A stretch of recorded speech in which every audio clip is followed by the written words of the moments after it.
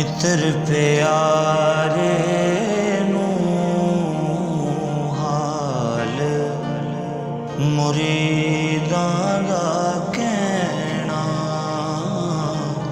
हाल मुरीदां दा कहना। यारड़े दा सानू सत्थर चंगा,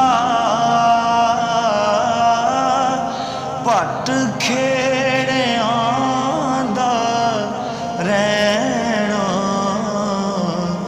मित्र प्यार